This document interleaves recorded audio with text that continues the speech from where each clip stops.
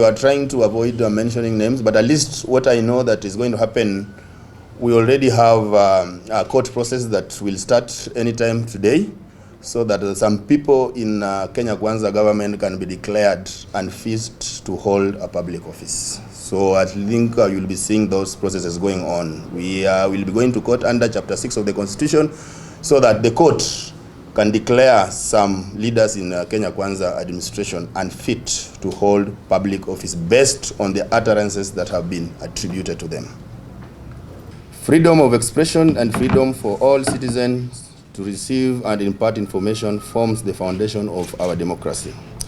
It is for this reason that we affirm our commitments and loyalty to the people of Kenya whom we serve.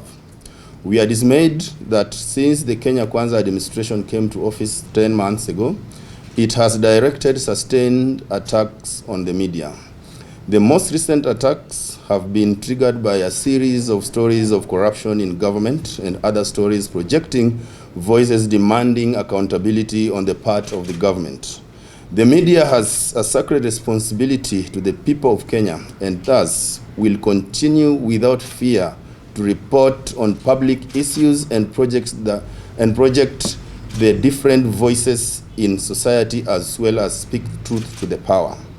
We read the consistent attacks on the media as attempts to divert public attention from widespread theft of public funds and other governance challenges facing the new administration. So we urge the government to stop targeting and intimidating the media, which is only discharging its responsibility to the public.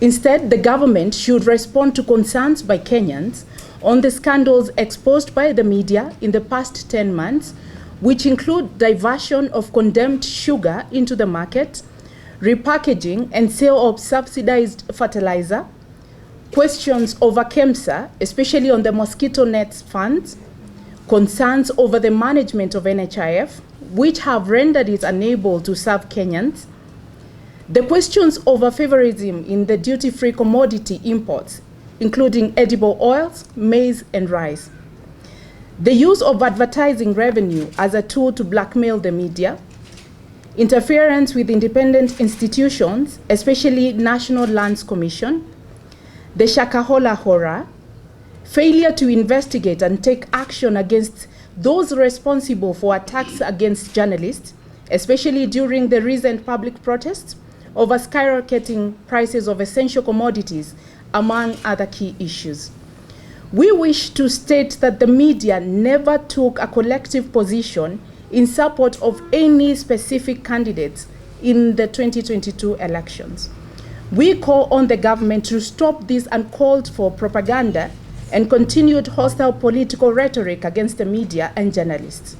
We view this as an attempt to blackmail and twist the media into seizing scrutiny of the government and those wielding power and authority.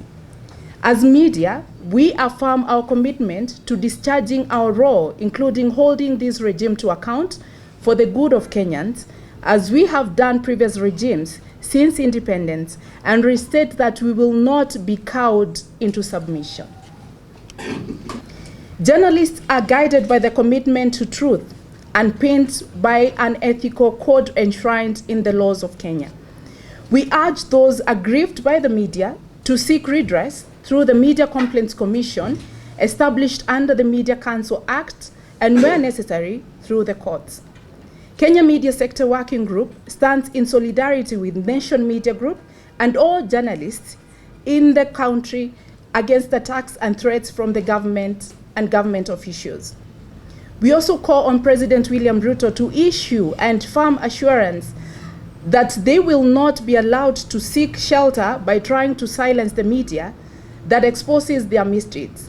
We are also calling on the international community to intervene and protect media freedom.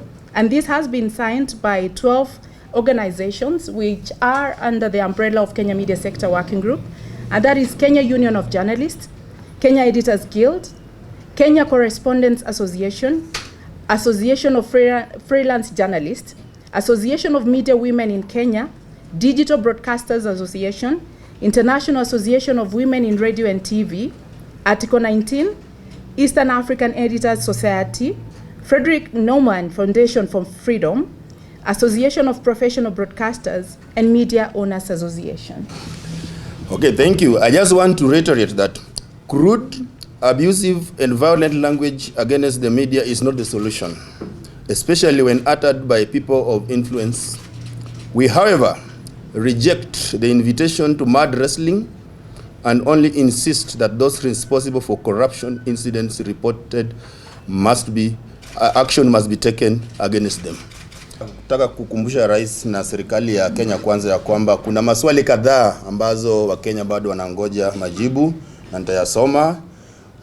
Cha kwanza, kuna kile kisa cha sukari. Sisi tunajua kwamba kulikuwa na ile sukari iliyokuwa iko na sumu, lakini Wakenya waliuziwa. Bado Wakenya wanangojea jawabu. Uchunguzi umefikia wapi na kama hatua nyingine imechukuliwa.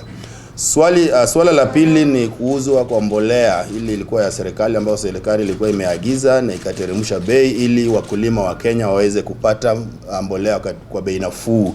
Lakini tunajua kwamba katika zile ripoti tumeona kwa media kwamba hizo mbolea zilichukuliwa na wale walio na uwezo katika hii serikali na wakazianza kuziuza kwa bei ghali.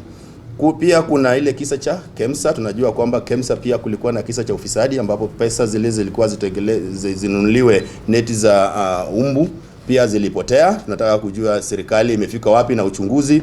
Na pia kuna ile bima ya hospitali NHIF ambapo saizi unajua kwamba watu wanaenda hospitali lakini wanafukuzwa kwa sababu NHIF haiwezi lipa zile pesa ambazo zinahitajika kule kwa sababu pesa zimeporwa. Tunataka kujua serikali imefika wapi na uchunguzi na hatua gani imechukuliwa. Pia kuna ile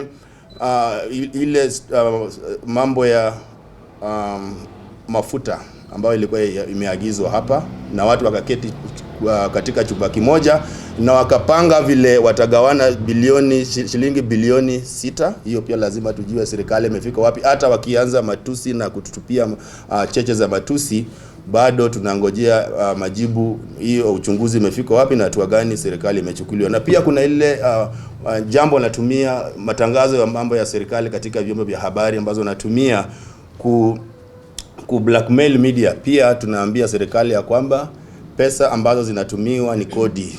Tuliambiwa juzi kama waandishi wa habari, niliona mkiambiwa kwamba hii finance bill ikipita pia nyinyi mtaanza kulipa kodi. Kwa hivyo tuna haki ya kuuliza bila hizo fedha zitakavyotumika. Pia kuna ile mambo inaendelea pale Shakahola.